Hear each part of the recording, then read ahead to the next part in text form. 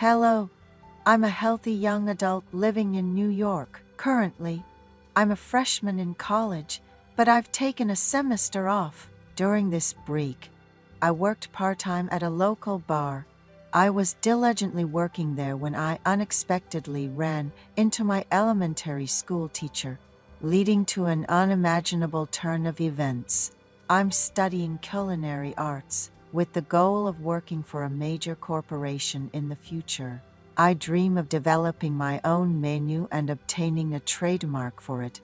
To brag a little, I'm 178 centimeters tall and lean.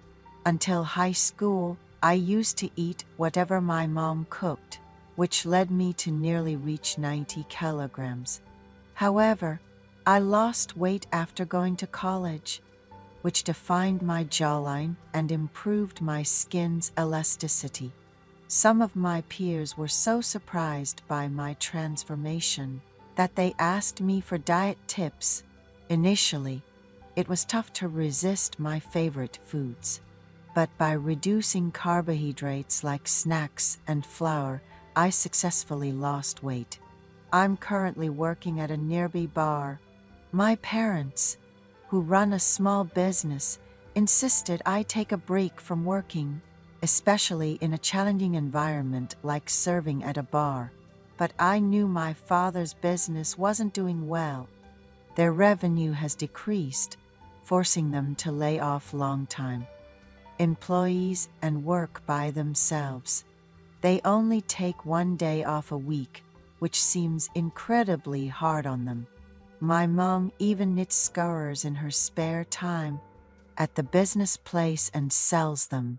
They're much better quality than what you find in cheap stores. She orders acrylic yarn in bulk and knits them, even while catching up with acquaintances over the phone. They love her scarves, starting with gifts before moving on to selling them. Sometimes, she even sells them on local mom cafes online. I try to help by cooking various dishes at home, which they greatly appreciate. I learned cooking by watching numerous YouTube cooking channels.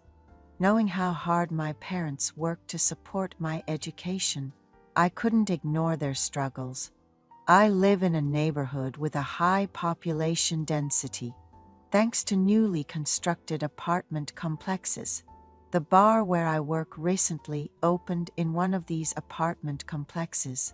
It's popular because of its clean facilities, convenient restrooms, affordable and tasty snacks, and it's almost always full. The bar opens at 5 p.m.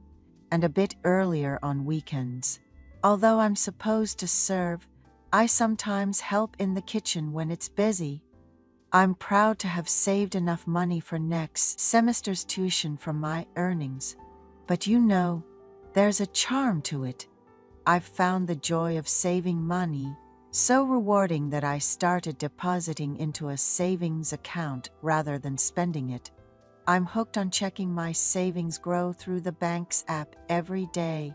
The brewpub I work at is part of a chain, so while we have a lot of ready-to-eat bar snacks, we also prepare many dishes ourselves. Every day of serving, you see all kinds of people. Since our place is in a neighborhood area, it tends to attract more middle-aged men and women. Not many young folks come in. After working at the brewpub for a few months, I've seen all sorts of customers. There are those who come in late in the evening, a man and a woman, not looking like a couple, but talking about their kids with a certain spark in their eyes. It seems there's quite a few affairs happening. Sometimes, customers from different tables end up joining each other. I once saw a group of attractive middle-aged women chatting and drinking, and the gentleman from the opposite table ended up joining them. The dim lights and alcohol seem to spark curiosity in people. Although I don't quite understand it, working at the brewpub at a young age has allowed me to witness a lot. Of course, there are those who, feeling good from the drinks, decide to continue the party at a karaoke bar. Working here has made me detest alcohol. Oh, I wish people knew their limits. Sometimes people overdo it and end up vomiting. And I'm the one cleaning up the mess.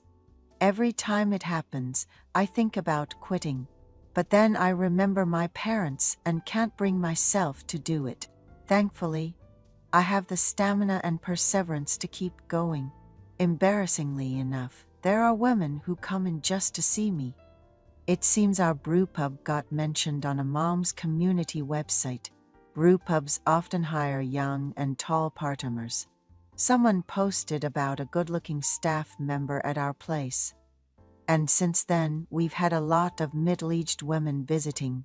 They come out in the evening and stay until late, which has me worried about their family life. They drink heavily until closing time. Some customers even leave me tips for my hard work. The older gentlemen often ask me my age, if I'm in school, and commend me for working hard. Those days, even the boss is in a good mood. I arrive at the pub an hour before opening to clean and check the ingredients. When regulars come in, the boss sometimes makes them special snacks, which is why our place is doing quite well. There's hardly any time to sit down. My feet are sweating from all the serving, and I help with the dishes and tidying up after closing.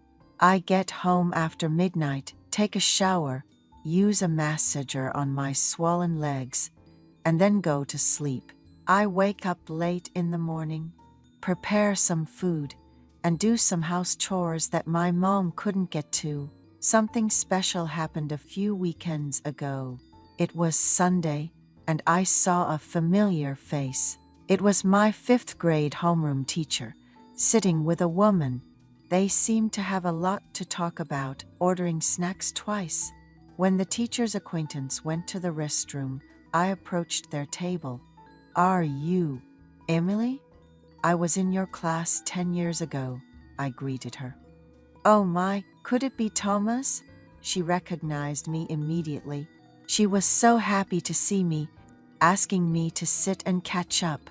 The Thomas who always excelled in writing and consistently won first place in art competitions. "How could I forget?" she exclaimed joyfully. I asked for her phone number, and upon saving it, I noticed a wedding photo. "When did you get married?" I inquired. "It's been 2 years," she replied.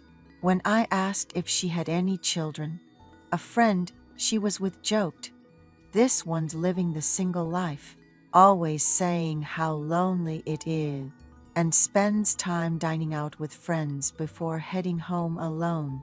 I didn't know what to say and just looked at Emily, who then shared, "Well, my husband has been on an overseas assignment for a year now, with 3 more to go. We had a blissful first year of marriage before he had to leave. I told him to go, and that I'd be fine continuing my teaching career here, but we make it a point to meet up in the country. He's enduring my school breaks." Emily had started her teaching career at the school right after graduating from college, which places her in her mid-30s now. She was very innocent back then, but left a lasting impression due to her warm interactions with every student. I had missed her, but felt too shy to reach out. It was even more delightful to learn she lives across from my apartment building. After reuniting, she visited our shop a few times with other acquaintances. Then one day, she suggested we meet for a meal. I was free on Mondays since my pub is closed, so we agreed to meet then. I went to her school around 4:30 p.m., the end of the school day, and borrowed my dad's car for the occasion. She mentioned a favorite barbecue place they often visited for staff dinners. We ended up dining there and lost track of time chatting away. She mentioned how she enjoys the bustling life at school, but feels incredibly lonely at home since there's no one to talk to. She invited me to her place for a casual drink. and I was curious to see how she was living. We stopped by a supermarket to pick up some drinks, snacks, and even toilet paper before heading to her apartment.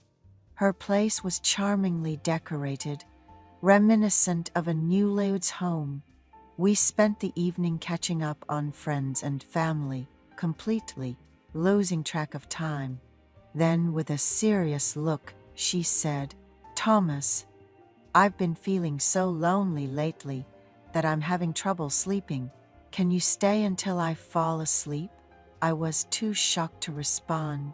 After a moment, she went to change into a comfortable dress, still treating me with the same ease, as if I were still a child.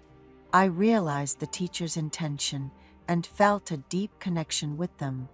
After returning from a 3-month trip to my husband's country, I felt incredibly lonely.